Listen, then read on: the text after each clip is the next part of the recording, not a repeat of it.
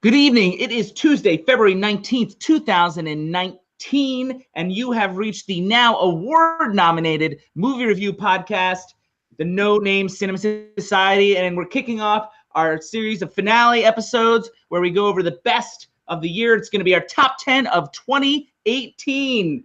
Hi, everybody. My name is Jonathan Betzler. I'm one of your hosts here this evening. I know you haven't seen us since early December, but we've been watching a ton of movies to be able to do these finale episodes with you now. This is the fourth edition of our top 10. We now, as a society, are up to 280 total videos, including vlogs, since we started on February 20th, 2015. 61 videos alone in 2018. So that's very exciting. And you may have seen our recent vlog where we announced that we did receive a nomination as Best Nonfiction Series from the Indie Series Awards, which is an award show for web series. So we're very excited about that. And we're going to continue the tradition with these finale episodes. Starting tonight, here's the schedule. 2 more shows coming up the next 2 days. Obviously, tonight's top 10. Tomorrow, we're going to do the Oscar preview where we actually predict categories. So you get out your Oscar ballots. We're going to say who will win, who should win, and who should have been nominated. And then on Thursday night, February 21st, our big show where we look back at the Oscar race of 1988. 1988 in review, usually one of our most popular shows that we ever do. So we're very excited about that. The last time you saw us, there was talk about shuttering the show with the departure of Davey, but I'm pleased to announce that I've been convinced to continue at least for one more year. It's the ISA award was a big part of that, but it's very exciting, and I'm looking forward to our 5th season starting in April. And these 2 guys that are going to do the top 10 with me will be part of that 5th season. First, ladies and gentlemen, let me introduce to you our Ginger Panther, James Monahan's in the house. I'm on the prowl, JB. Good to be back, and congrats on your nomination. I didn't know. Actually, I did know that, but I'm very impressed you were nominated for that award. And our next panelist, ladies and gentlemen, he is a star that was born last year when we did our 1942 in review. George Pappas is back with us. Born yesterday and loving it. Thank you so much. Good to be here, JB. So the next question that we always dive into before we get into the top 10, we do a quick overview of the year in general, is how many movies we watched in order, so you can get a sense of the pool that we're dealing from. Usually it's a competition between me and Davey, but Davey's not on the show anymore. Last year I finally beat Davey the first time ever with 112 films last year. Woo. To Davey's 102. I believe was his final count. So the next question for these guys is, how many films did they watch based on the list of 347 eligible films this year? How many did you wind up watching? Well, it looks like I averaged almost 1 per week. So I watched 53 films, which is pretty good for me, but doesn't touch gods like you, JB. George, how many did you get this year? Only 49. A goal of at least matching my 112 from last year, and that's what I got, 112 of the 347. That's the Academy approved list. And I saw a couple films, and I know James saw at least one that I thought would have counted for this year, but didn't. I saw Hotel Artemis, which was not on the list. I saw it in the theaters. I think it was on last year's list, and I didn't know it. James, you saw another one that you were asking me about that didn't make this list. Oh, yeah. Was it Sicario 2, The Days of Soldado, or how you pronounce it? Yeah, Sicario 2. Soldado. It's not on the Academy list. I don't know if it was released on video first. I couldn't find a reason for it, but it did not make the approved list, so it's therefore ineligible. Very strange. I saw that too. I don't know if you've ever watched a top 10 before, but every year I try to predict the panelists what their number one's going to be. So I have in these envelopes predictions of what their top 10 will be. Funny. Oh my gosh. What their number one will be. I've never gotten any right, but usually I'll have a film that makes your top 10, but I've never gotten number one right. I have a feeling you might guess mine, JB. Yours was actually harder. Like, I actually struggled with you up until this before broadcast. I just scribbled something down. I'm actually less confident about you than I am about George. Okay. Now the question for you guys is biggest movie missed, or the movie that you missed that you wanted to watch the most and didn't get around to out of the 49 or 53 that you watched. What didn't you get a chance to see? Name one film that sticks out in your mind, George. That I wish I had seen? Yeah. Free Solo. I just actually went to see that myself the other day. James. Well, I keep hearing about The Wife and Glenn Close's performance, so I'd like to see The Wife. It's going to come up tomorrow night, I feel like, in our Oscar preview. Mine was Vox Lux, starring Natalie Portman. I wanted to see it, and I didn't get around to it. It was one of those films that was in theaters for a short time, and by the time I had more time to see it, it was gone, and it's not on video yet, so it was caught in the middle there, so I'm a little disappointed about that. I don't know about you guys, but I have like an overview that I want to at least tell the audience. We all know that I march to the beat of my own drummer, technically. Last year, I complained about the overall quality of films and how I struggled to cobble together a list of films I really loved. This year is just as bad, if not worse. It's not that all films are bad, and actually very little films I would say were actually bad. It's just so few rocked my world. Even my favorite films have a great deal of flaws. It's probably just me. The type of film I love isn't really being made anymore. The films of 1988 that we're going to talk about on Thursday, I enjoyed a whole lot more. As always, I danced to my own music, and I stuck to the films that I enjoyed the most for whatever reason, with bonus points for films that tackle issues without being maudlin or trite. Films that were entertaining and thought-provoking at the same time. I think that's the real trick of filmmaking, particularly these days. I agree. I wasn't like blown away by many films. I think my number one film definitely blew me away, and I left kind of shaking. Kind of reminded me of when I saw Whiplash a few years ago, which left me in the same state of just awe of cinema. But as I watched the last few months trying to get as many in as possible, there's a lot I enjoyed. George. I completely agree with you. I call this the year of the runner-up. I felt like I saw 15 to 20 movies that would be great runners-up after a top 10, but I didn't really get a great top 10. Now, again, don't get me wrong.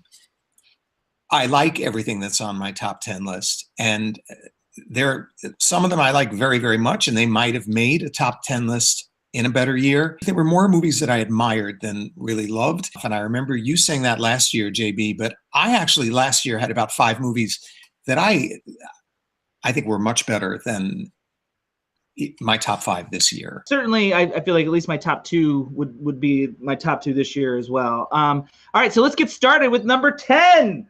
Let's do it. Jump into the list, and James, you get to kick us off. You are first. What is your number 10 film of 2018?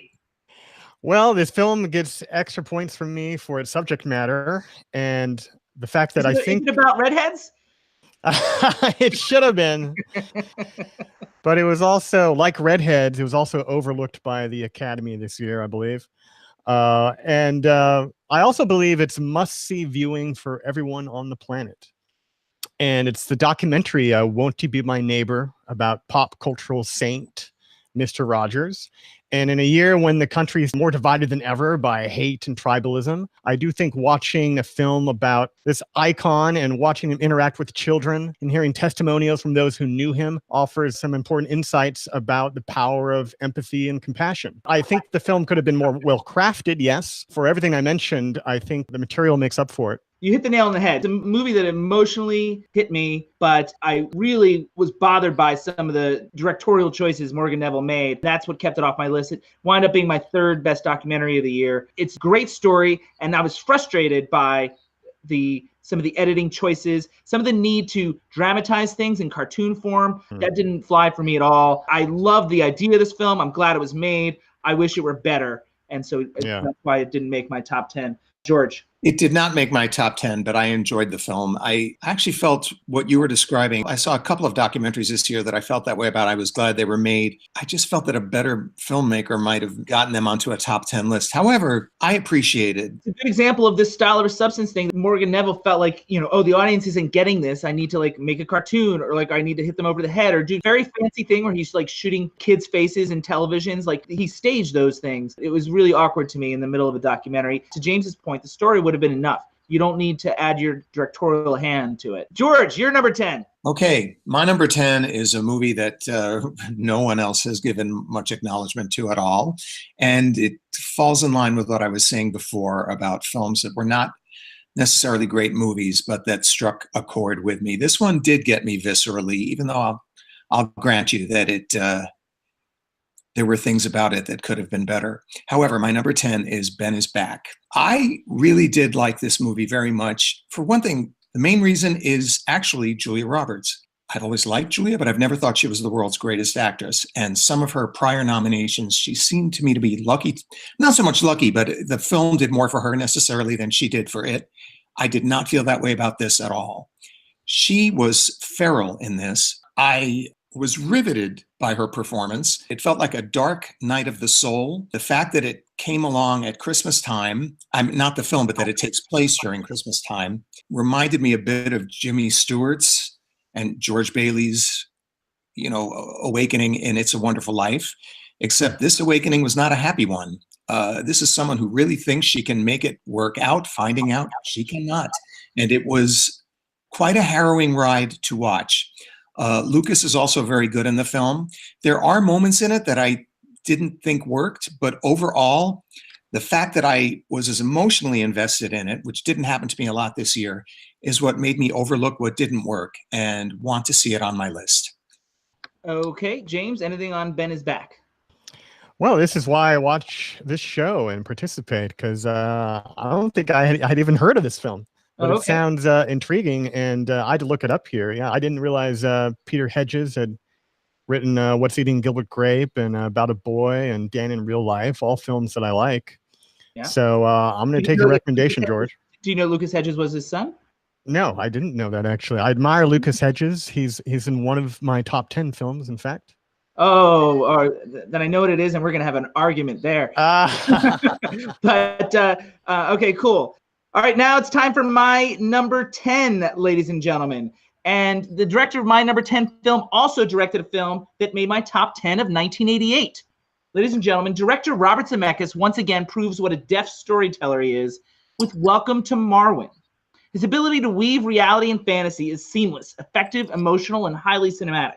It seems like it's Zemeckis' most personal project since Forrest Gump, and it shares some similar themes of overcoming a type of handicap to keep moving, to create. Alan Silvestri's score was also highly notable, capturing the motion while still feeling original and true to the world of Marwen. Steve Carell has many terrific moments and is Oscar-worthy in spite of a few moments that might be slightly too much, but which is true of the movie as well. But the emotion of the movie takes hold, and then we're just on for a very potent, memorable ride. Ladies and gentlemen, Welcome to Marwen is my number 10. George, have you seen that one?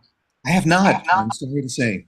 James. Well, I haven't seen it, and partially because I keep telling myself I want to see the documentary it's based on first, but I haven't seen that yet either. So I'm probably going to do that in order, documentary, then this version.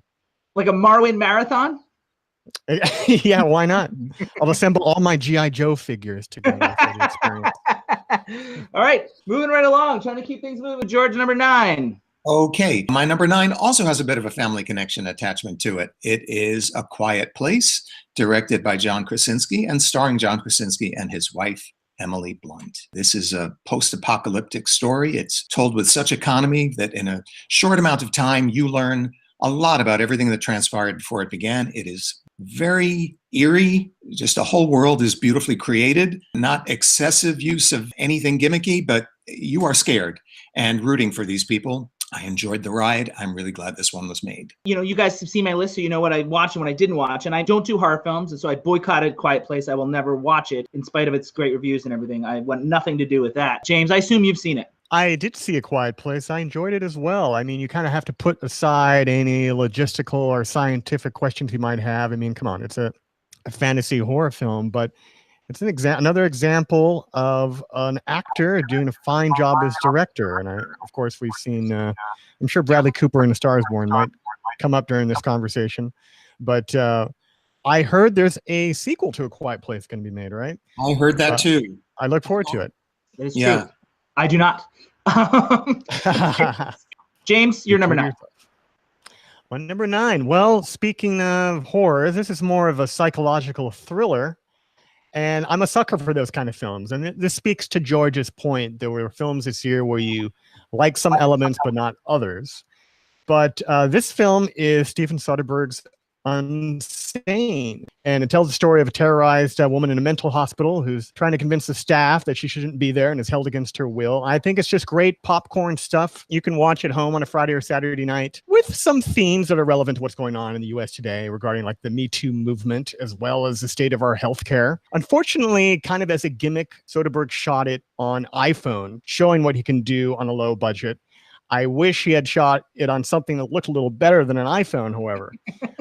Great performances by Foy, and it's just a delicious psychological thrill ride, playing with the classic trope of whether the hero is crazy or not. It's a fun, you can't go wrong genre film. And I similarly avoided Unsane. So it's interesting that already there's, out of all the 112 that I've seen, you guys have picked 2 out of the 4 you've mentioned that I've missed. So both of your number 9s I've missed. So yeah, Unsane I didn't see. George, did you see it? No, I did not. Oh, no comments. So we're going to move right on to my number 9. And this one is a film doubt you guys have seen. In cramming in as many movies as I can to meet my personal quotas, I watch a lot of the eligible films that are free on Amazon. Most of them are usually average to below average. But this one caught me by surprise and stood out from the crowd in a field of the 63 movies that I watched in the last 5 weeks alone to prepare for this. The film is called Bel Canto from director Paul Weitz, starring Julianne Moore. The story takes place at a benefit at a chateau in an unnamed South American country that gets attacked by rebels who think the president of said country is there. The rebels then hold the guests hostage in the chateau until their demands are met. The film uses that Buñuel-esque concept of party guests unable to leave and adds realism to it, making for a surprisingly human drama. I really enjoyed watching this movie and witnessing how all the different cultures in the house come together, further suggesting the possibilities that exist in finding global harmony. The director and editors weave a tapestry of different perspectives and viewpoints, finding the perfect balance among all the characters and storyline. I love the look of the film as well. The cinematography is underexposed just so. I think it looked beautiful. The whole scenario is very believable and well executed by everybody involved. The characters were engaging and everything was clear. And that's the baseline of what you want a director to do, but so many films fail to do just that. It's hard to believe that this film was so dismissed. I don't suppose anybody has seen it. James, what about you? Have you seen Bel Canto? No, and thank you for another recommendation. To me, it sounds like shades of the upcoming film Hotel Mumbai, which is based on the real-life terrorist attack in Mumbai, starring Armie Hammer and Dev Patel. But it sounds like my kind of film. George? I have not, but I was, when it was filming, I was aware of it filming. They filmed briefly in New York before heading south. And I loved its cast. I don't know why I didn't see it. I don't think it had much of a release, and I did not realize you could watch it on Amazon. But now that you have both told me that you can and that you've given it such a great recommendation, I will watch. So thank you. You are welcome, sir. But for what it's worth, it is on that list I provided you that said it was free on Amazon. JB, I really haven't had time. The 49 I eked out. Yeah. We can't all see everything. I'm totally kidding. I take off of work to do this crap. Okay, all right, number 8. Who goes first? Looks like it's going to be James. Okay, so my next film is Leave No Trace, directed by Deborah Granick, who directed Winter's Bone, which I loved many years ago, and made Jennifer Lawrence a star. This stars Ben Foster as a troubled veteran living with PTSD with his 13-year-old daughter in the woods. It's a directorial tour de force, I think, just a very keenly observed film, rendered with exacting realism. And I think it's relevant to a lot of the people out there who are on the lower rungs of society who feel like they've been left out. Ben Foster, I think, is one of our great actors. For some reason, he continues to be somewhat underrated, I think. I really enjoyed him in Hell or High Water. 310. Yeah. Of my top 10, one of the film that I'll probably rewatch the least number of times because it is, simple and stark and a little bit depressing, but it's one of those films that's good medicine, one of those should-see films. It's good art, and it has such a deft touch in the directing. It's never preachy, and it's one of the best directorial feats of the year, in my opinion. I avoided this film too, not because it's her, but I actually just had bad experience with Deborah Granick. I did not enjoy Winter's Bone, which I forced myself to see, but I had a bad personal experience with Deborah Granick way back in 2000. So wow. I never felt compelled enough to go see it. George? I did. I liked it very, very much. Both Ben Foster and I am forgetting her name. Thomasina Hardcore McKenzie, Australian actress. They're extraordinary. Very quiet. It's a lovely film. It was very chilling and moving and quite a nice piece of work. It would be in my runners-up. Probably wouldn't be higher than 20, so it's a close runner-up. And something about Ben Foster, I don't know if you know this, he played Stanley Kowalski when Gillian Anderson did Bar, and he's one of the only people I've seen play Stanley who didn't live in Marlon Brando's shadow. He was actually very, very good. maybe he likes being below the radar. Yeah. Yeah, I don't know. All right, George, you're number 8. Well, it's number 8, so of course I had to go with Eighth Grade, which was written and directed by Bo Burnham and stars Elsie Fisher and Josh Hamilton, both doing beautiful work. And you know who Josh Hamilton is to me, right? Who he is to you? James? He starred in a feature film you made, JB. That is correct. Josh is the lead in my feature film. This I did not realize. I think you may have told it to me and it slipped my mind. No, I didn't name him here just to suck up to you or anything. I really liked him and I really liked it. This is a wonderful film about a nerd on the cusp of high school, has a lot of growing up to do and learning about herself. It's all done beautifully. What it is like to be the father of such a child is so well conveyed in this film. It's a comic film that has your heart on edge almost for its entire 90 minutes. I heartily recommend it. I did see Eighth Grade. I was excited to see it. I also know the executive producer, a colleague of mine, Jamin O'Brien, and I know some of the backstory involved with it, which I will not reveal here. I got to be careful because I know these people. I struggled with the movie. I didn't hate it. I felt like Josh was the only actor in the movie. Everyone else was a non-actor, and I felt like that showed, and it felt like they were in 2 different movies. I'm also particularly keen on Joshisms. There were several moments that he was pushing because I recognize when he's pushing. It was so clear to me that he wasn't there. And so it did not feel like a great performance. And that's just even knowing him. It's just editing him for years, it seemed, that I worked on that project. I work with other actors and don't have that particular issue. I just felt like he was going back to some stock things that I know that he uses in order to convey certain things. So it didn't feel as present, especially amongst a non-actor cast. He sort of stood out to me. The capturing of the young world was the best thing about this movie, and I appreciated that. But overall, it left me a little cold. James, Eighth Grade? Yeah, I enjoyed it. It's another example of a performer making a great show at directing. Bo Burnham kind of self-made his own celebrity as a comedian on YouTube. It's a film that kept me guessing, and the style felt really fresh to me as well. It might have my favorite soundtrack, and I need to look it up again, of any film this year. It was very kind of just interesting mix of songs. I don't know if it was one composer or a mix, but I was with the young unfortunate lady throughout the film and rooting for her and cringing with her throughout. I definitely cringed. I definitely had to look away. It was almost like a horror film at times. All right. To number 8, my number 8. And this is one of the first 2019 movies. It lived up to the hype in spite of my extreme skepticism. It's one of 2 Best Picture nominees I have in list tonight, which is pretty rare. I usually only have 1. And I've been very vocally laudatory towards comic book movies that dare to take on social commentary. X-Men First Class was high on my list of 2011. Avengers Age of Ultron made my list. Captain America Civil War made my list. And Black Panther fits nicely in with those films.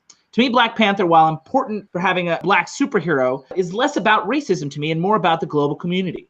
Like my number 1 film last year, The Foreigner, I interpret Black Panther to be about the disappearing of global borders as Wakanda learns that its isolation might be limiting its own potential and that maybe what it can offer to the rest of the world might help a lot of people. Cooperation over fear and distrust. A film that can accomplish this and still be exciting and entertaining is a major accomplishment to me. Ryan Coogler strikes just the right balance between the message and the action, and the result is a film that pleases both critics and the mass audiences. Black Panther is my number 8, and I assume you guys have seen it. George, maybe not. No, I saw it. It didn't make much of an impression on me, to be honest. I'm not a Marvel or comic book. I can take one a year, and at this point, in the last 10 years, it's so taken over our world that I tend to just not get enthusiastic about them at all. Yeah, I thought you might feel that way about it. James might like it though. Black Panther? Yeah, actually, it's on my top 10. Actually, I'll reveal. All right, don't say too much. We'll let you talk about it when it comes up. You guys ready to move on? If you are, sure. Yeah. All right, number 7. All right, let's see who goes first. George. My number 7 film. There are many movies that try to get the literary world right and always seem to drop the ball, but I think this one succeeded with a very unlikely heroine. I'm talking about Can You Ever Forgive Me, which was directed by Marielle Heller and stars in a really terrific performance Melissa McCarthy and Richard E. Grant and a number of other people who pop up throughout it and do great work. I can always relate to an artist barely hanging in there and having to do whatever it takes to survive. And this gifted one finds a way to succeed by being deceptive. It was a very moving film, and it was a side of New York that I liked watching on film, and I'm a big fan of this one. I did not particularly enjoy the film.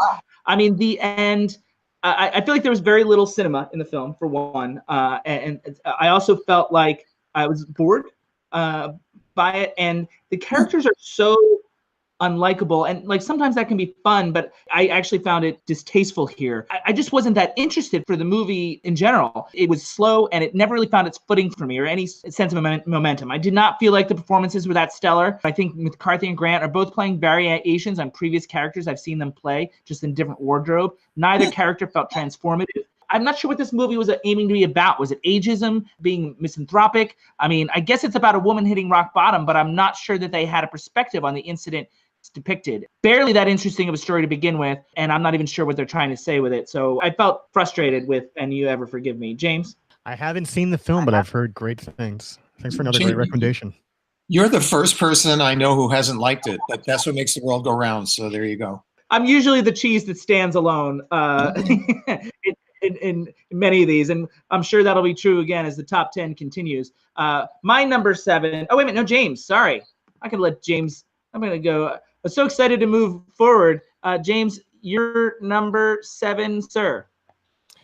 Well, I already mentioned Black Panther's on my list. Here's where it's at. It's a great blockbuster. And I thought, action set pieces wise is really well executed. It plays kind of like a fantasy film for the African-American community, kind of like how Tarantino's Inglourious Basterds was one for Jewish victims of the Holocaust and World War II. I thought the moral dilemma at the center of the story was one of its most compelling aspects. I think the villain, played by Michael B. Jordan, makes a compelling case at the heart of the dilemma, which is if the Black community has access to this extremely powerful technology, well, then why not take reparations into their own hands and use that to enact justice for years of injustice at the hands of the dominant white culture? It's a little Malcolm X versus Martin Luther King kind of dynamic. Exactly. So it gets into the difference between, justice and revenge. And it's a film that's highly relevant to the kind of discussions about power, race, and social justice that we're having in our society. I've had a lot to say about it. George was mediocre on it. So I think we can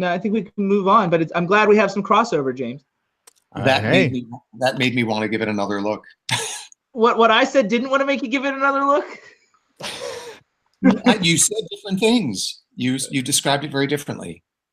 I mean, not that differently, but okay. My number 7 is another one of the Best Picture nominees. And I've only had 4 total Best Picture nominees on my previous 3 top 10s. Usually it's one a year. Phantom Thread represented the Best Picture nominees last year at my number 3. In 2016, I had Hacksaw Ridge on my top 10, which was my number 4. In 2015, I had The Big Short at number 2 and Spotlight at number 5.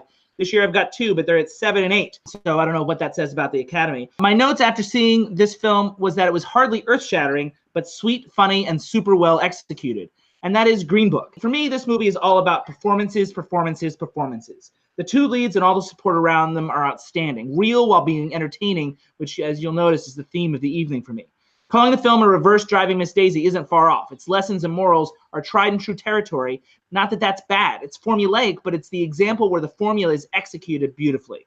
It painted its picture in broad strokes. Subtlety and nuance are not on high display here, and the cinematography and editing are basic. The design feels appropriate, though hardly evocative. It doesn't offer anything new or highly cinematic, but it's a good story, well told.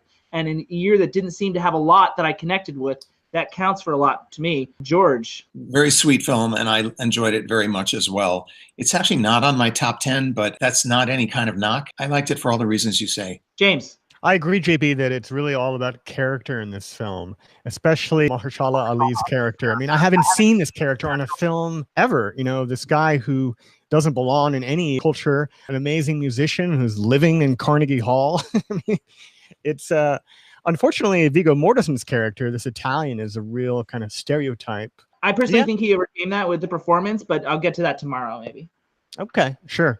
I know there's a lot of rumbling online about this film maybe playing into the white savior plot that we've seen in other films. I didn't really get that. Both characters helped each other, and harmed each other in different ways through the film. It was kind of balanced, I thought, between the two characters, but Agreed. a big thumbs up there. Moving right along, guys. I love it. 6, here we go. I think James is first, but I'll double check that with my notes. Yes, James! I did like Widows a lot. This heist thriller set in contemporary Chicago. Steve McQueen's directing, I thought, was really well done. Contained some fresh ideas. I liked the all-female cast. Viola Davis was great. Michelle Rodriguez, but there was a standout performance by Elizabeth Debicki. My big negative on the film is I wish it hadn't been a film. I wish it had been a series. And I understand it is partially based on a TV series in the UK as well as a novel, but it felt overstuffed. It felt overly ambitious. And while I give it points for being ambitious, it kind of hurt a film that's trying to accomplish so much in a short period of time. It felt like it was trying to combine a heist film like Ocean's 8 with the social political relevance of The Wire, the TV series. And it just bit off more than it could chew. That said, I was compelled from the beginning. It kept me guessing, and I love the performances and the style. George, anything on Widows? I did not see it. I'm very sorry to say. Okay. George, since we're on you, we'll just do your number 6. Okay. My number 6 is At Eternity's Gate, directed by Julian Schnabel and starring most memorably Willem Dafoe as Vincent van Gogh. It probably is a movie primarily made by the very beautiful performance of Dafoe. I was also struck by how Julian Schnabel told this story. It's not a linear biography at all. He tried to get us right into Van Gogh's eyes as he was seeing what he tried to put down on painting. I was just mesmerized by it. It is slow, but I thought it was visually stunning, and I was so moved by the struggle. I think this is one that I'm going to remember for a very long time and will watch again, if only to study Dafoe's work. But I think the film itself will be one that I'll love for quite a while. The handheld camera work actually took me out of it, both because I feel like it was awkward and a little anachronistic in a way. I don't feel like it put us inside Van Gogh's mental state. I think it just made us seasick. And I think Lust for Life is a great example from 56. It does a much better job of getting into that state without all the flashy style. I think the style of the film does more harm than good, and it was extremely boring. Long sequences of Van Gogh in nature were pretty but overdone, and my mind drifted several times. I didn't love Dafoe, actually. The screenplay forced him to keep telling us he was crazy, but I never felt like he was performed it, and the script didn't do him any favors. The film didn't give him the opportunity to show it in a really visceral way. I did have a lot of good feelings about this. Aside from Diving Bell and Butterfly, I generally don't enjoy Julian Schnabel's work. These are the two that I like the most, Diving Bell and At Eternity's Gate. No, I really did like this. I hadn't expected to. Maybe that helped me to appreciate it more, but I was very... quite caught up in it, actually. Almost too artsy for its own good. James, anything on At Eternity's Gate? Well, I haven't seen it, but I want to see it before the Oscars because Dafoe's nominated, and of course I want as much edge as possible on the Oscar pool. But we are all three in agreement because we all love The Diving Bell and The Butterfly. I was blown away by the directing in that film. And the cinematography. Really, I thought Kaminsky, it's one of Kaminsky's greatest works. Okay, the director of my number 6, their last film was my number 1 film way back in 2007, and Tamara Jenkins returns to form with meticulously crafted Private Life, which I got to see at this year's New York Film Festival. Jenkins has an amazing way of making her scenes feel grounded, real, but also entertaining. It affected me deeply in many ways. The best of many films I saw this year that question what really is family. Does it need to be that family that was assigned to us?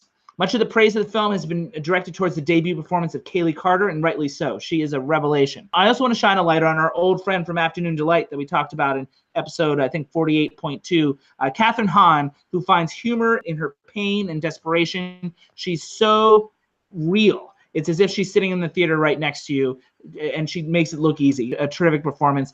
I love the sense of verisimilitude that Jenkins and her cast create, exposing so many foibles and inconsistencies within our modern human experience. It's a small movie with a big impact. For me, Private Life is number 6. James, have you seen that one? I haven't seen it. I'm glad you mentioned Catherine Hahn, though. She's in a film I haven't mentioned that's on my list. And I'm not sure what that is. I can't remember what else she was in this year. George, have you seen Private Life? No, I have not. I've heard good things about it, but I have not. Well, at least that keeps this segment short. I knew I was going to have some things that you guys hadn't seen on this list. I, saw twice as many as James anyway. All right, moving on to the second half of the show. Cinco! It's going to be James. All right, JB. So here's the film you hinted earlier that you didn't like. And so it's mid-90s. Jonah Hill wrote and directed this film, and I think it's a great party film. It's my top pick on my list for party film because I recently saw it at a party. Saw the photos from that party, and I actually thought you were referring to Boy Erased. So this is not a film. Yeah, everyone loved it. I mean, especially helps if you're a part of Generation X and you were young during the 90s. It's a film that is a trip down memory lane, going so far as to shoot in a 4:3 aspect ratio. Features multiple amazing performances by child actors, including Sonny Solchik, who plays a troubled kid looking for somewhere to belong, looking for an escape from his troubled home life. The film feels raw to me. It's kind of reminiscent of the infamous movie Kids, but it's much more enjoyable and much less exploitative than that film. To me, actually reminds me more of a better film, the 1979 Over the Edge, which was a Matt Dillon's debut about a group of bored teenagers who rebel against authority in a suburban community. Anyway, the film feels very real to me, more real than any other film I've seen this year. It's the best directing of kids I've seen all year. Your heart really goes out to the troubled young kid at the center of it. I love it. I don't dislike mid-90s. I feel like the editing was a little showy, and I'm not sure it was as necessary as they made it seem. I feel like editing is more of an invisible art, and this felt like the director flashing their hand a little bit. I feel like the film is mostly good, engaging without being completely fulfilling. I was not inspired or moved, but I was mostly compelled and sometimes frustrated. The skill in the direction to me is the vibe Hill manages to create amongst his younger, presumably inexperienced cast members. On the downside, I feel like a lot of them talk as if they're doing a Jonah Hill style improv sometimes. I can feel his influence in all the characters, and they didn't necessarily feel unique to me or distinguished in the screenplay. And I'm meaning the group, not necessarily the youngest one, the main one, but the group in general. They were supposed to have distinguished characters, but to me, they sounded in their dialogue, they sounded the same. I think it's a flawed, good film. George? I have not seen it. I want to, but I have not seen it. Also, James, I feel like the arc of the film didn't complete itself. So I guess my main issues are like some hiccups in the screenplay and, enough flaws to keep it off my list. But mostly good is what I wrote down in my initial notes. All right, at least that's something from you, JB. Mostly good. George, you're number 5. My number five is The Favorite by Yorgos Lanthimos. It was wicked and delicious and funny and bawdy and beautifully shot and designed, I felt. And it reminded me quite a bit of Barry Lyndon visually, if not dramatically. It was a little icky, a little creepy, but I think it meant to be. It was a period piece that felt very fresh. The fact that I liked it so much was a real surprise to me because I have never liked this director's movies before. They've been praised to the skies, and they've always left me cold. When I started enjoying this, it's like I woke up more and more as it went along and found myself finally getting my countryman Yorgos, and I really did enjoy the movie. I'm with you on Yorgos' other films, but just like his other films, this one left me pretty cold. I acknowledge the performances. They are superb, great performances. And although I think as I'll say tomorrow night, I think the Academy mixed up who should go in which category. It's a challenge, I understand. Mostly, I mean, it felt slightly anachronistic in terms of the humor. And I guess that's part of the style, but it didn't gel with me at all. The trailer excited me. I thought this film had potential, and I'm like, I'm finally going to get into Yorgos. The high and low angles seem to be utilized at random instead of factoring in how it frames the characters. Furthermore, his famous cold detachment using obscure and esoteric metaphor to make vague points that don't necessarily land. I don't feel like the film is as weighty as it seems. I don't want to use the word hate, but I really much did not like this movie. I don't know how much it was trying to be weighty, but I will say what you found anachronistic. I understand you saying that. I almost felt like it was a behind closed doors look at the way people were talking and acting that has not been acknowledged. That was the tone he was going for. I understand that everything was intentional, and so in that sense, it's an accomplishment. I just don't agree with the choices and wasn't interested in this story as much as I wanted to be. James, favorite? Yeah, it was kind of like a crazy, wacky, funny version of Liaison Dangereuse, or Dangerous Liaisons. I also found The Lobster to be a head scratcher. I haven't seen Killing of a Sacred Deer or Dogtooth, but I'm with George here. In fact, to save time, I'm going to say this is the next film on my list. Yeah, again, I'm the cheese that stands alone. I really didn't like it, but it's fun that you mentioned Dangerous Liaisons because that's part of our 1988 in review, potentially. It's coming up on Thursday, so thanks for that plug there, unintentional though it may be. James had Black Panther at number 7. I had it at number 8. So James and I had some crossover there. And for my number 5, I'm going to have my first crossover with George. One of the films that we watched for our 1988 project was Mystic Pizza, in which I was blown away by how good Julia Roberts was. I've been critical of her work for years, but now this year she has a performance in which she finally has realized the potential that she had shown in that film 30 years ago.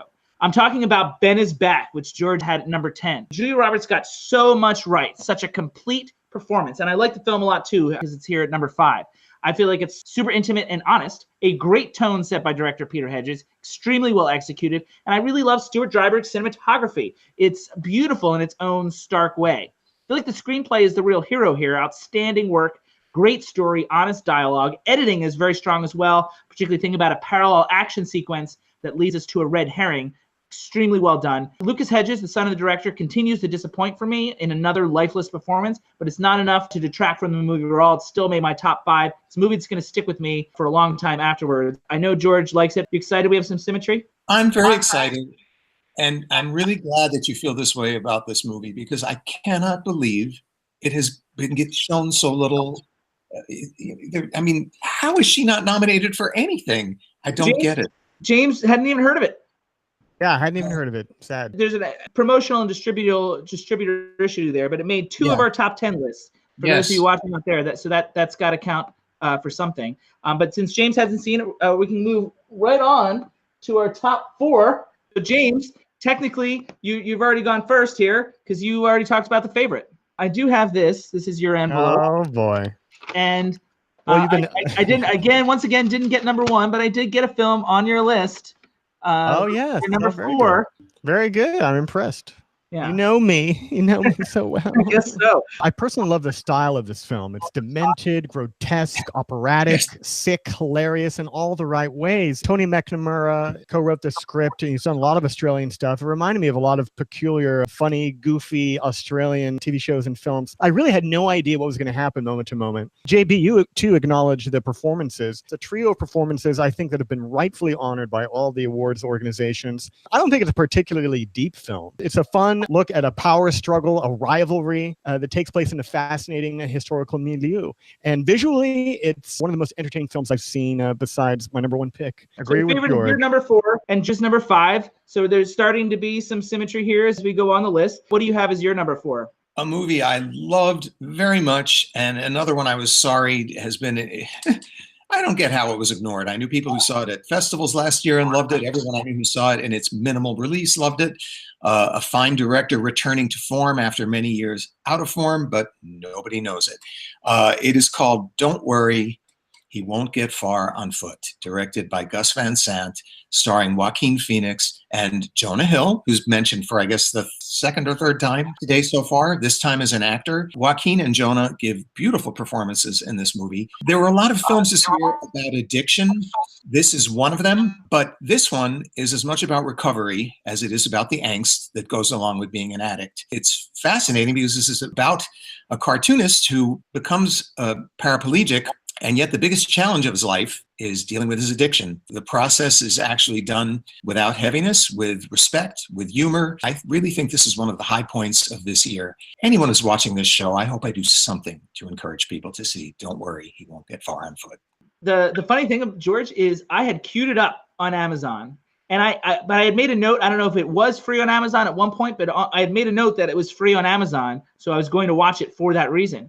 But by the time I looked at it, they were suddenly charging $6. And so I watched something else instead. So it's funny. I literally had typed it in and was ready to watch. It was ready to hit play. I'm like, I'm going to pay $6 for this.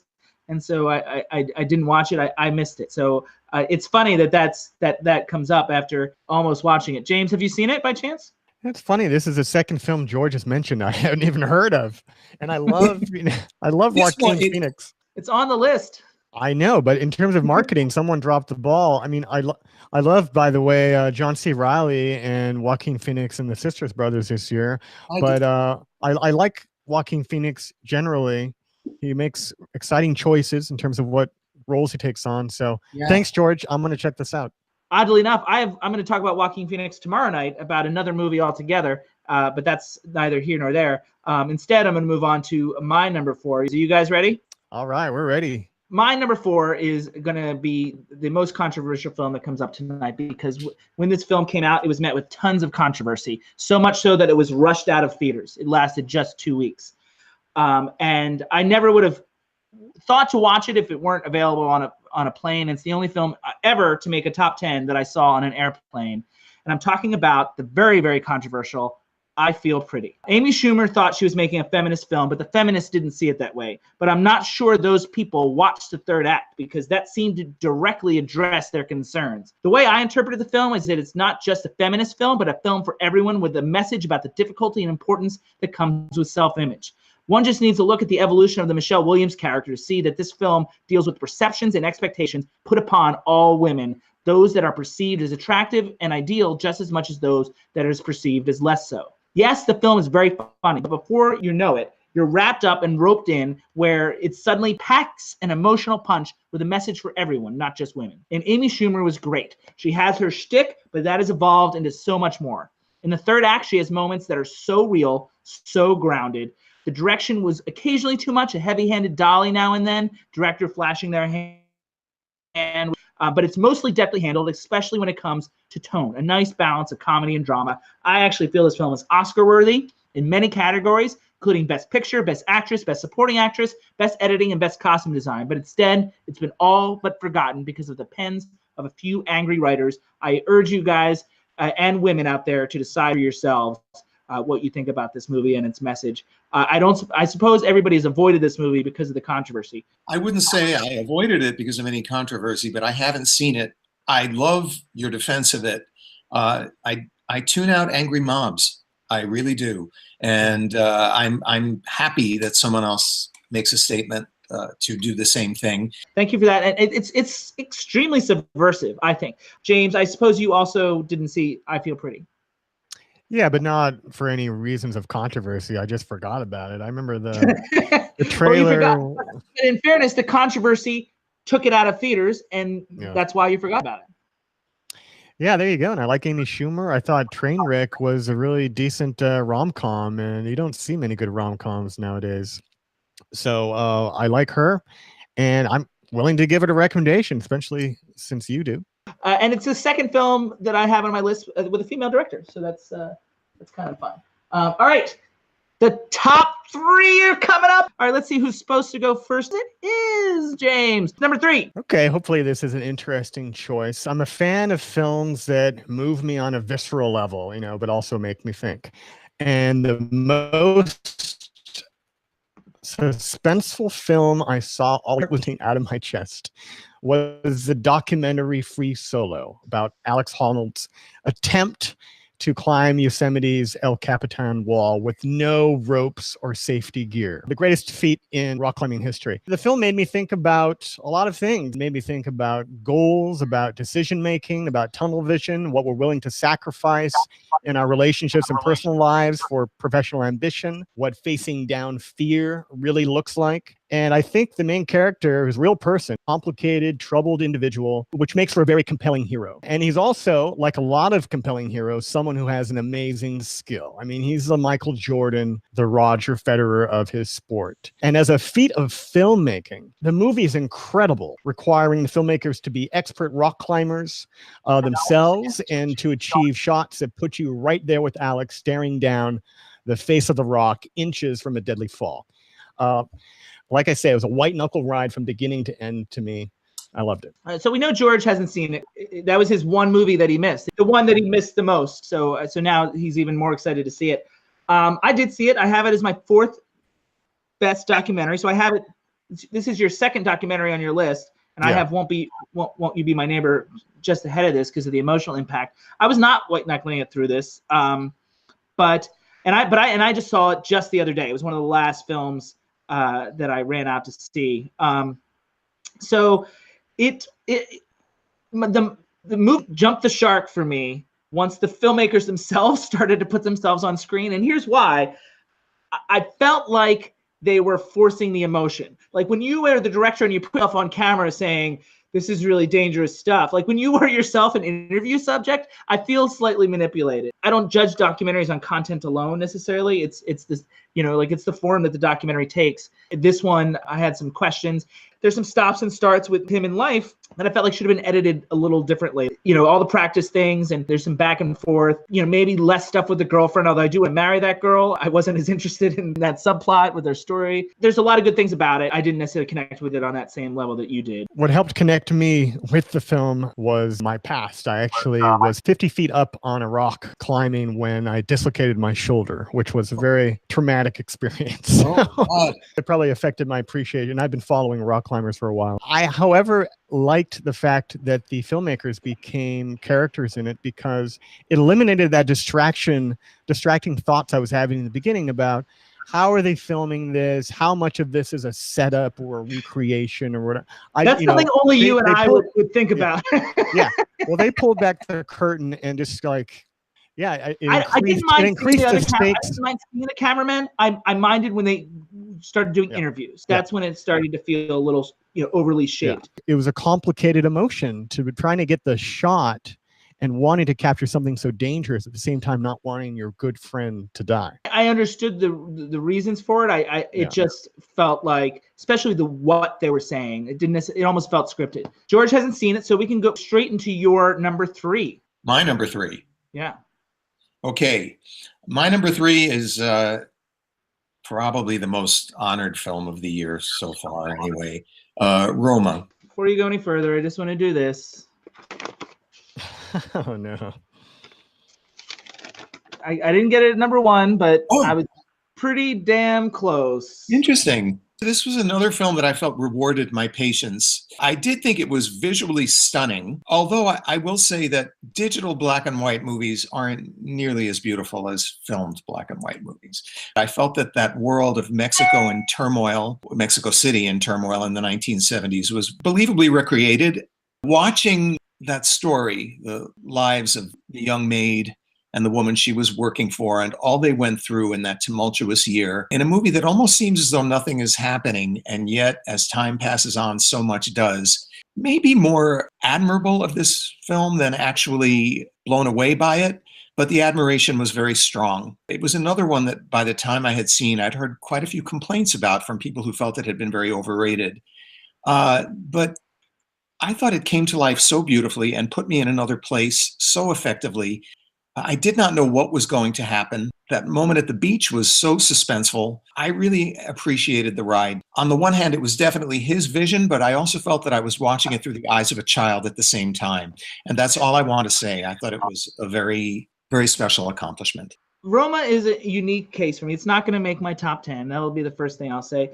I will also say it is a film where I love the style, but don't love the content. Love the way it looked. It's some great filmmaking that I did not care about what was going on screen. I love the way he used the camera and used foreground, background, used long takes. I wasn't so much bored as I was disinterested in these lives, potentially the lack of cutting. I appreciated the framing and what was going on and the depth of the frames and the way he was blocking within the frames, Wellesian kind of stuff. That also kept me detached emotionally from what was going on. The 2 women that are nominated for Oscars, I actually am not feeling them at all. I feel like he manipulated the situation to underuse them. That's why it's great direction and not necessarily a great film, because those women, I think he just had them do less, and therefore, it didn't distract, but I also didn't feel like they were showing any sort of range or of emotion. I will say this. I was very surprised that they received Oscar nominations. If I had been on the SAG nominating committee, I would not have voted to nominate them. I had no problem with them, but I agree with you. This was a director's movie. and people were used by him to suit his ends. James, have you seen Roma? Roma, I did see it, and I agree with bits of what each of you have said. I think I might fall more in JB's camp, but I think to George's point, it was one of those films that I admired more than I really enjoyed his filmmaking. I think Alfonso Cuarón, he's a real filmmaker's filmmaker, and like JB, I admire the long takes and the detail of what he puts on the image. And I think, in my opinion, he was nominated for an Oscar just because it's really hip to nominate Alfonso Cuarón. I don't think it deserves to be up there, but he's gonna win. The film, Yeah. all his films, I admire the craft of his films so much. I could watch Children of Men over and over again.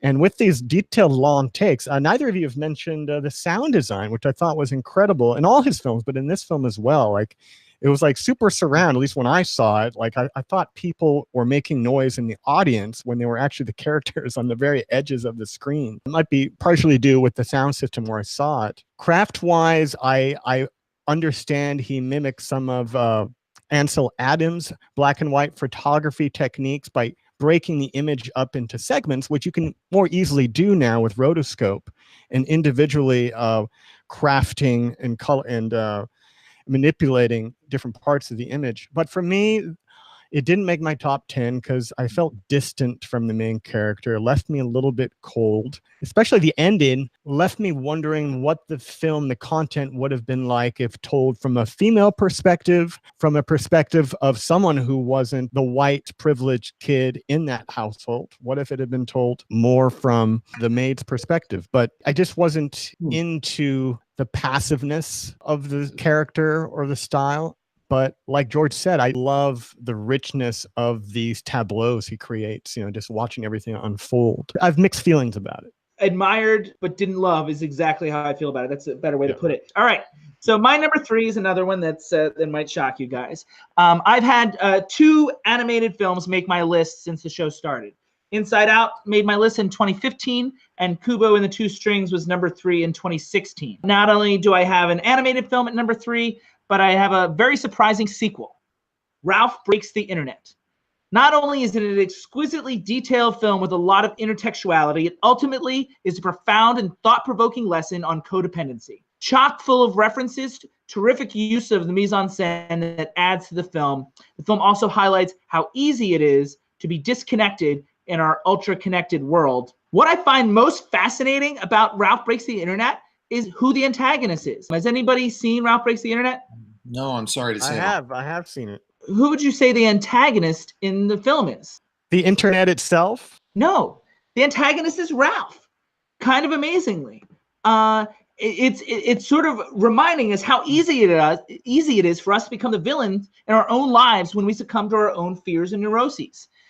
I found the film faster, sharper, more fun, and more meaningful than the original. I laughed a ton and connected with the characters in a way I wasn't able to for a lot of other films this year. And I love this idea of Ralph himself being his own worst enemy. It felt real, even though these were very fantastical characters, and also a bold choice to make your titular character sort of the villain in that way. And not in a mean-spirited way. We understood what he was doing, but it still really rang true, and it seemed very adult in an animated film. James, what do you think about Ralph Breaks the Internet? Yeah, I enjoyed it. It was a cute film, and yes, I think the internet is a big, somewhat of an antagonist as well. But now I see your point. It is a story of friendship, and I thought the voice acting was some of the best voice acting I've heard in a while. Not just from John C. Reilly as Ralph, but I thought Sarah Silverman was great. Gal Gadot was a drawback for me, but Sarah Silverman was great. To Gal Gadot, I have to say, the character she plays, which is this cool chick that Sarah Silverman's character wants to be like, she's one of the sexiest animated characters I've ever seen on screen. Watch out. What was her name? Jessica Rabbit? Yeah. Another reference to one of our 1988 films. Look at that. There you go. So, yeah, great voice acting. This is how it's done. Not a super standout film, but it's up there. It stood out to me as a very mature animated film. George, I don't suppose you'd still go see it. Oh, yes, I would. I was actually, I'm sorry I didn't see it. This was a rough year for me because I've just been working a lot, and I've also gone away and acted. And you grew a mustache this year, which I understand is very time consuming. Yes, I'm still working on it. Okay. All right. Time to move on. Oh my God, we're so close. Numero dos. And George, you get to go first. My number 2 is Cold War, a movie that really haunted me very deeply. It's very rare that we get to watch films that acknowledge the difficulties that people went through living under communist regimes. This was one that caught artists trying to go on with their artistic endeavors once they were freed from the right, finding that they had a whole new set of restrictions and needing to pursue their own lives and finding themselves at odds with wherever they went. They were still attached to roots that weren't really theirs anymore. There was brevity to this film. It didn't force anything. It moved quite quickly and told a rather upsetting story at the same time. I thought the 2 leads gave beautiful performances. They were very haunting. Their faces spoke volumes. I was, as I said, very moved. I wouldn't quite say viscerally moved. It didn't break my heart, but it was very haunting. And everyone I saw it with was quite affected by it. And I'm glad to see it getting the attention it's getting. Yeah, I'm a sucker generally for, particularly Black and white historical depressing love films. stories. No, back-to-back black and white for George over there. This film, I think the brevity might have been the issue. The fragmentation of the film bothered me. Worked against I felt I never got into it because it jumped around time and it was so segmented. It would jump years in advance. And I felt like I was just getting a foothold for where we were. So, I wanted to root for their relationship, but I didn't get to know them before all of a sudden we're supposed to feel star-crossed about them. It's a minor detail, but I mean, like it's kind of foundation I would need in order to love it. I also didn't love the 4-3 aspect of it. I think a 4-3 film already came up with, I think it was mid-90s that shot 4-3. Here, it seemed strange and limiting. I like the images themselves with the aspect ratio. Actually was distracting to me. James looked like he had some stuff to say about Cold War. Cold War, in terms of black and white films, I liked it better than Roma. But I think, speaking to JB's point about fragmentation, what struck me about this film, and for me, it may have been mostly a negative, was I wish I had seen like a documentary, read Cliff Notes about this era, what had been going on, just as a refresher before seeing this film, because so much of this film, in terms of the script, is about what happens off camera. And it's kind of like we're seeing the in-betweens amidst all these like big events. And I guess personally, I need to read up on my history more to be reminded about what those big events are. I don't think so. The film should stand on its own. Well, sure. That's my point. That's why I didn't enjoy it as much as I wished I had. I will say this. I already revealed who I thought the sexiest animated character was. In terms of human characters, Joanna Kulig is Woody Allen said of Scarlett Johansson. She's a crippler. She plays somebody who's picked out for having some special it quality, this presence, right? And I think it's obvious why they cast her in that role, because she has it in spades. Yeah. Yeah. All right, James, you're number 2. All right, my number 2. Well, this is one that is probably, I predict, going to be the toast of the Oscars, in my opinion. But I mean, for better or worse. But I actually like The Star Is Born. It's been remade so many times now. To me, it speaks to the power of tragedy. Sometimes we need a good tragedy, a good weepy. It's both a romantic and a professional tragedy. It also speaks to the power of music, of art, of dreams. It also speaks to the tough issues of what makes us happy, what's most important in life, and how do we wrestle with our inner demons. And most importantly, how much are we responsible for how much we can control the well-being of other people, especially those we love. I'm kind of baffled why the story keeps being remade, because it is kind of an odd story, but I've only seen the Julie Garland one, but I was compelled by that, though I thought it was overly stuffed with Julie Garland musical numbers. But I may have liked this film better, actually, than that version. And I thought the performances were great. And I thought Bradley Cooper was completely snubbed for director. I really do. So I'm angry about that. There you go. I liked it. I actually saw Star Is Born at a screening a year before its release. I saw it in September of 2017 at a sneak preview. So it's been a long time. And I brought my assistant and her colleagues. Megan, you guys know she was on not you guys, but the audience knows she was on our Pride of a Yankee show. and there's a group of us went, and they had never seen all the others. I have seen all the others. And to your point, I also get confused why it keeps being remade. I think this version, Bradley Cooper's, is a good version. All the themes that you talked about, all the other versions cover that as well. So this version did not feel revelatory to me in any way. I feel like it's a good movie. I like the movie. I think the thing that makes the movie fly is the songs, the music themselves, and the performances are some of my favorite moments. But there was nothing special or unique about this version to me. I enjoyed it, but I enjoyed the others. I mean, to me, the 1954 version still my favorite. 1937 is behind it. I might like this better than Barbra Streisand, but not by much. And they're all good, but they all fall short of great to me. George. I think the familiarity is why, even though I liked it very much, it didn't end up on my top 10 list. I had no problems with it. I was very impressed with the fact that the story that's been told 5 times, if you count What Price Hollywood, it felt fresh. It felt very, very personal in this version. That is quite an accomplishment. I did think Bradley was excellent. I think it was the most balanced of all of them. You got to see both of them, his success on the descending scale and while hers is on the ascending. Probably better than any of the other films. My favorite is actually the first one. They're all good. I agree, James, with what you said. Judy Garland is a phenomenal performer, but it adds an hour to a movie that doesn't need the hour to watch her do number after number after number.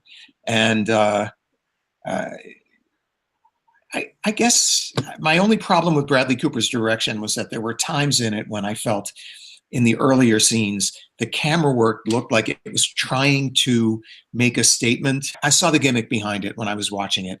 The director's hand, when the director shows his hand. Yes. Didn't last throughout the entire film, but there was enough of it for me to think the directing wasn't his strongest suit here. The writing, the acting, and God knows, turning himself into a believable musical performer, it's a tremendous accomplishment for him. I don't think anyone is actually snubbing him as a director so much as acknowledging the strengths that are stronger. I didn't really like Lady Gaga that much. I didn't think she was bad, but I didn't think she was good. And I also felt like Sam Elliott was way too small a role to be Oscar nominated. But I also want to point out that it very possibly could have changed since I've seen it. Yeah. I can't imagine it would change so much that I would like it more. Well, that's a year later. It was released a year later, so there probably were some changes. I mean, but minute. Like the structure was there, and I'd seen all the others, so you know, there was no surprises left for me. I think. I just am trying to understand his mindset. Like, this is what I want to do. This is what I want my debut feature to be, a film that's been remade 3 other times. I don't understand that at all. And not that it was bad. I just don't understand why. But like the point you made about Cold War, though, JB, I was trying to judge this film on its own terms, not in reference to the other renditions that have come before it. So I'd be curious to see people who don't know the other versions how they feel about it. I mean, I can't divorce I appreciate that point of view, but I can't suck those other films out of my mind, So my number 2, the only doc ever to make my list before this was Listen to Me, Marlon in 2015. 2 documentaries has already come up on James's list with both Won't You Be My Neighbor and Free Solo. But I've got another one that I think is one of the best documentaries I've seen in a long time. This film is a revelation. It's called Minding the Gap. It's almost inspiring in how one friend tries to document the lives of his buddies and winds up almost unknowingly painting a picture of life in modern-day America, especially as it pertains to the lost youth of the country. In doing so, it gives us insight into domestic abuse, substance abuse, racism, and classism, an ultra-relevant work of art. This film is raw, but that's almost part of its charm. There's so much heart and depth and commentary. Part of the joy of it is that I'm not sure what they've set out to do. It's almost a very happy accident. If I have any minor criticism about the film, it's that at the end, it gets a little overly sentimental, as if towards the end of the edit, they realized what they had, which burst that bubble of the lack of self-awareness that the rest of the film seemed to have. So that's disappointing, but it doesn't take away from the first 90 minutes, which was borderline life-changing for me. George, have you seen Minding the Gap? No, but I will now. Thank you. James. Yeah, no, I haven't seen it. It looks compelling. It's curious, especially with you having 2 docs, maybe 3. I don't know your number 1, but with you having 2 docs on your list, I'm curious because it's nominated against Free Solo. It is nominated for the documentary. Okay, the moment has arrived. All right. Number 1. Oh my gosh, this is so exciting. Now, before we do number one, our tradition is to go over previous number ones that have been listed on the telecast before. In 2015, J Money had The Forbidden Room as number one. Davey had Creed, and I had Trumbo. In 2016, J Money had Arrival. Davey had Silence, and I had Christine. And last year, Ryan had Three Billboards Outside of Ebbing, Missouri. Devin had Call Me By Your Name, and I had The Foreigner. Now that we've set that stage, it's time to reveal our number one films of 2018. And we'll go first to our friend, still excited about his work on our show in The Last Emperor, James, your number one film of 2018. Yeah, I think this might be the only film that knocked my socks off, that really blew me away this year, and that was Spider-Man Into the Spider-Verse. Although it's very complicated in terms of characters and plot points being juggled, it's easy to follow, it's hilarious, it's suspenseful, it's moving, and visually, of any film I've seen this year, it deserves to be called a work of art. I can see myself watching this film 10 more times this year and being entertained each time. It's a fine tribute to the legacy of Stan Lee, who died this year. It's a crime, in my opinion, that it wasn't nominated for Best Picture. It's nominated for Best Animation, but I think it deserved to be included in that category. I don't like everything Phil Lord, one of the co-screenwriters, is involved in. I like his directing of the Jump Street films, the original Lego film, though I hated the Lego Batman film. But he nails it. He has a great sense of timing and humor and character. And he teamed up with Rodney Rothman and helped write the 22 Jump Street script. And great voice acting from a whole collection of stars. By the way, Catherine Hahn was in this. She played a Doc Ock. I referenced that earlier, JB. I wouldn't have thought of this movie Right. make your list, so it didn't occur to me. Right. I was amazed that such an army of animators came together to get on the same page. I mean, it's just a feat of organization, for one thing. But there's so much going on screen. I mean, there are multiple styles of animation at once. And it could have been just a complete mess. But some three directors, and that's another amazing feat, three directors could do it, to pull it all together and into a cohesive, entertaining whole. And like I say, it's probably, for me, the most rewatchable of the year. A mess is a good way that I would describe it, actually. I hated this movie very, very much. Ultimately, it felt kitschy to me. Like, it looked great, which is fine, but it felt kitschy. And ultimately, it was the premise that I didn't like the most. I just was confused and uninterested in this multi-parallel universe. I don't buy all the dimensions, and the rest of the movie is hollow to me. Like, and anything it's trying to say about inclusion and racism, all that felt forced. I didn't think the script was clever or witty. It's so predictable, and I was pretty frustrated with this. I do think the voice cast was good. I always liked Jake Johnson. Ultimately, to me, it's a film that boils down to a completely uninteresting plot. I hated it a lot, more than any other film that you've talked about tonight.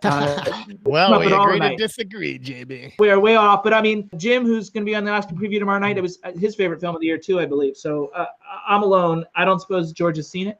I have.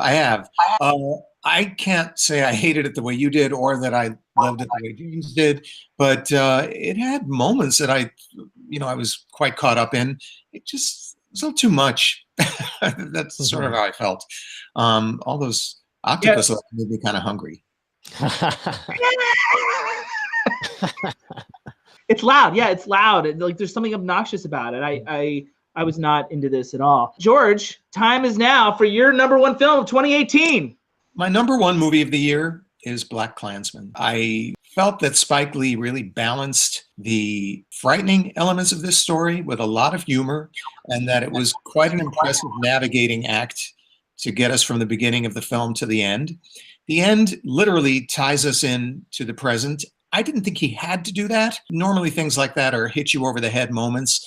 It actually supported the ending that he chose. It's one of the ultimate truth is stranger than fiction stories I have seen in a long time, if not ever. I felt his touch was as sure as it has been in his very best films. I think this is one of his best films. Again, I do think it may be a film that I admired more than loved, which is a theme for the entire year. But this is the one that stands out the most for me. If I can think of one film that, if you look for a film that represents a year, this is the one that I think did that the best. BlacKkKlansman is my favorite. Throughout his career, Spike Lee has displayed a complete lack of faith in his audience.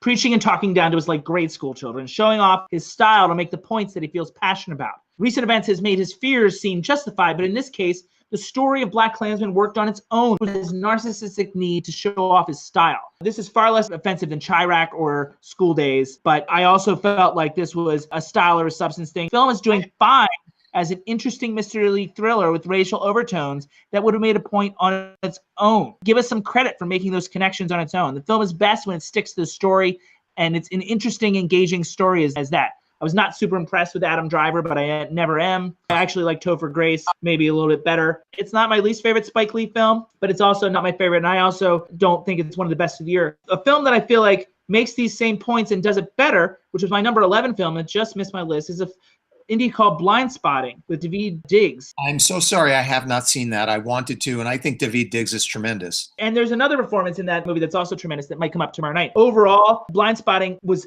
entertaining without being flashy, but also addressed a lot of the same issues. I actually agree with a lot of what you say about Spike Lee. The movies of his that I've liked the most are Do the Right Thing and Get on the Bus. This, I didn't think his style overwhelmed the topic. I mean, I thought he held back, and at the very end, you got that tracking shot, you know, the what do you call it? The treadmill shot, whatever he does. It's in all of his movies. And I felt like it was him saying, okay, this is my thing. It's like my Hitchcock cameo. I'm going to put it in. I've earned the right to do it at this point. And I felt he had. Regarding Adam Driver, I think he's fine in the movie. I've always found him, he's a tremendous stage actor. I was shocked that he got the recognition he got for this performance. John David Washington as well. I think this is Spike's movie. I don't think either of them are the reason we are pulled in by it. The story is, Spike's work on it is.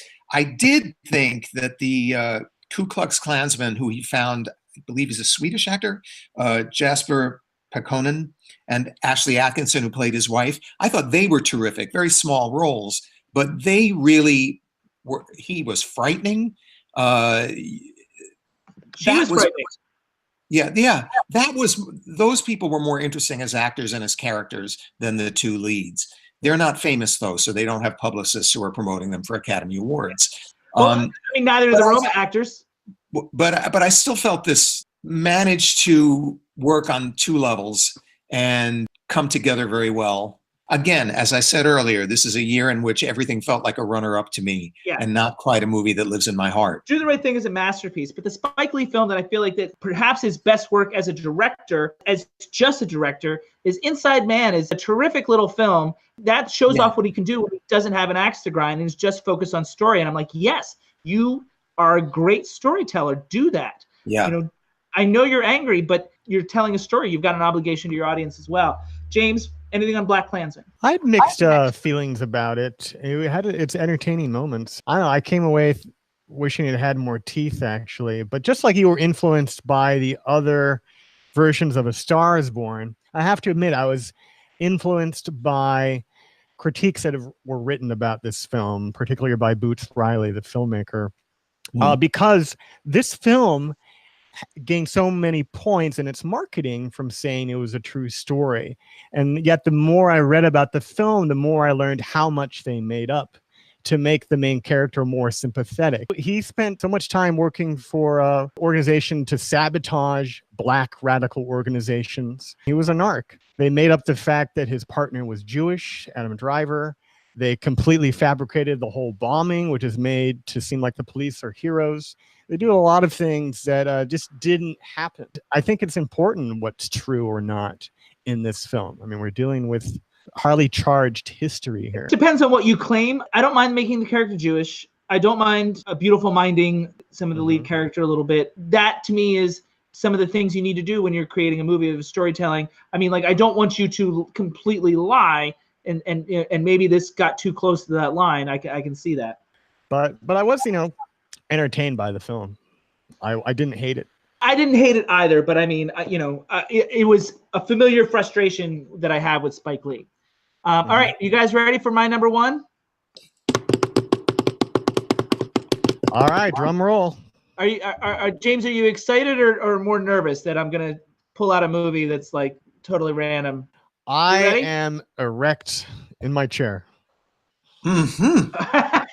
I mean, sitting. You're going to be more erect because I have a film that is on your list. A movie that inspired tonight's choice of hat here with my Chicago White Sox hat.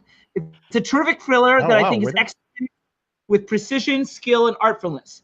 It has an outstanding twist that I definitely didn't see coming. I'm talking about Steve McQueen's Widows. Is my favorite film of 2018.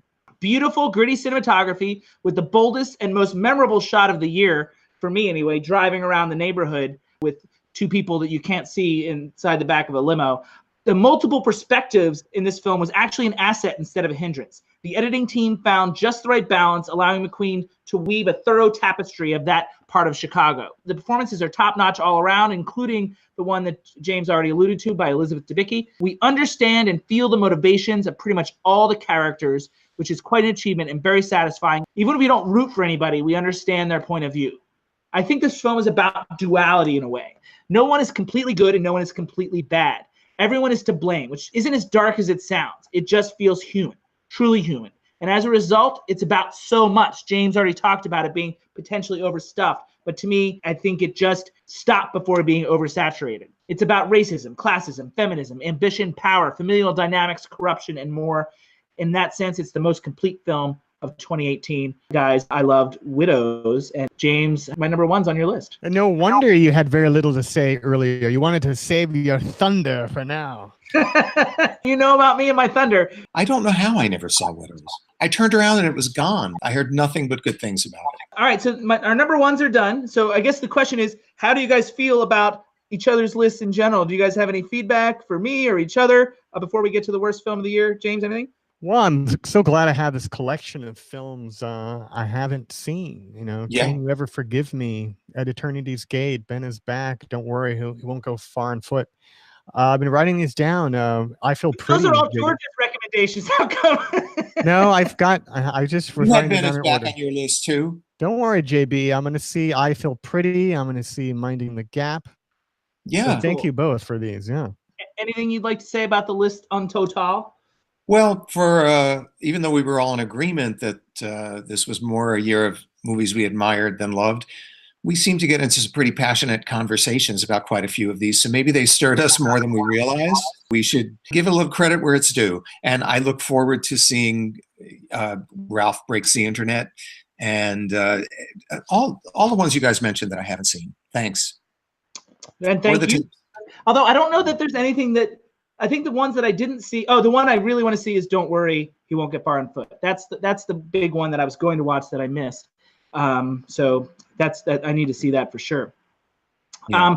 So now comes the time that James is really excited about. I was going to let George go first, but James has been chomping at the bit to reveal his worst film of the year. So let me cut to you, James, and you can tell me what is your worst film of the year. Yeah, I mean, there were a few disappointments for sure. A Wrinkle in Time almost made this spot.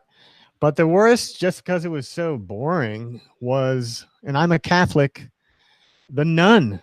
You know, it could have been something scary. Catholic horror films have a good history. I mean, The Exorcist was very scary, at least when it came out. The Omen, these kind of films. But this didn't do anything for me. It just fell flat. I wanted my money back. I was angry.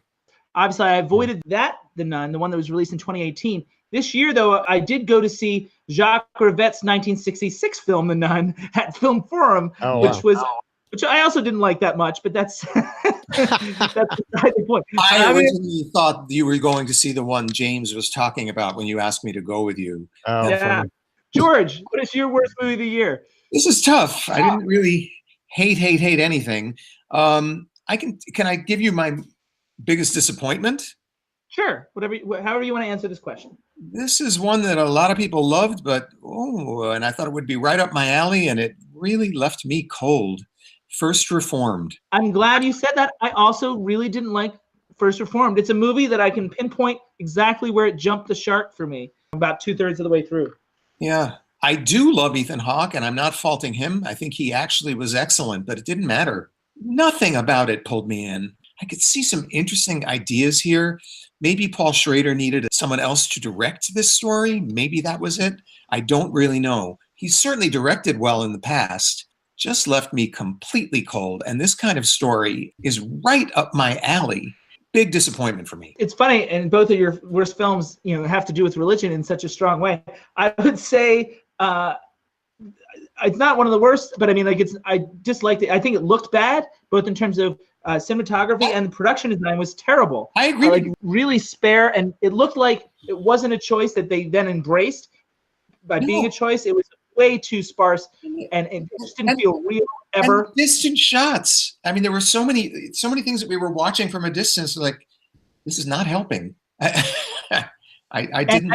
And then forcing a message into this guy's personal conflict, for environmental, it just didn't seem to gel in the same movie. I'm surprised it got a screenplay nomination. I really didn't like it as well. James, are you going to argue with us? Not entirely. I mean, it was kind of disappointing. I was hopeful because, I'm interested, like I said, in Catholic or religious films. The starkness you mentioned, JB, was kind of puzzling to me. Yeah, I couldn't figure out if it was a choice for it to have this low budget, unrealistic feel, because there are a lot of shots in spaces where you expect a lot of people milling about, but there'll only be a couple, in the church. I was like, is that essential to the story, or is it just a logistical choice? I mean, it's always complicated when you make a film. But I understand it's been recommended to me, since Paul Schrader is such a fan of his films, and this is highly influenced by those films, to go watch some films by Robert Bresson. In fact, Robert Bresson made a film called Diary of a Country Priest, and of course, First Reformed is about a priest making this fateful diary. So I found the style puzzling, but I'm hoping, I haven't seen any of Bresson's film, that maybe I'll be illuminated after watching a couple of those. All right, well, come get back to us and let us know. We don't have a lot of time left, so let me squeeze in my worst film of the year. And I really was thinking about going with Crazy Rich Asians here, which I really hated in spite of its popularity. But then this film was so bad, I had to say this film.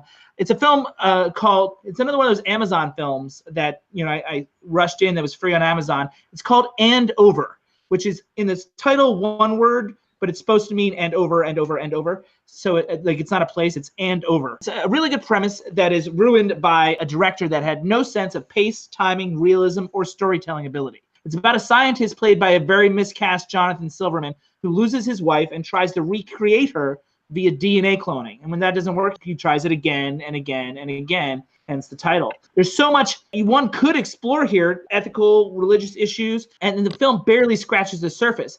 But it's the execution of the film that's the worst thing of all. Everything in the film is awkward or weird, and as the title might suggest, repetitive. I don't suppose anybody's seen And Over. No, but it sounds like the premise for an episode of Black Mirror, if you've seen any of that show. I've not, but I hear Black Mirror. All the nerds watch it, so I should probably get around to it. But I was intrigued by the premise, but then thoroughly disappointed by the movie. Okay, guys, do you want to say goodnight to your audience? Hope you enjoy Oscar night coming up, and thanks for watching. George, anything you want to say? Say goodbye? Thanks, guys. Thanks for watching. And I'd love it if you actually sought out Don't Worry, He Won't Get Far on Foot. I'd feel like I contributed to your life. I might give it a couple weeks because I'm a little movied out after all between 112 2018 movies and 80 1988 movies. I hear you. CMSs, it's been over 200 movies. It's been a wild few weeks. And these guys will both be back in our 5th season. But tomorrow, February 20th, we do our Oscar preview. Some of these films that we talked about are Oscar nominees. Most are not. So check out what we chose amongst this year's crop of Oscar nominations and what we think should have been nominated. And of course, on Thursday, February 21st, is our big 1988 review. Super excited about that with Devin and Alex and me. But in the meantime, we will see you tomorrow night. Have a good one, everybody.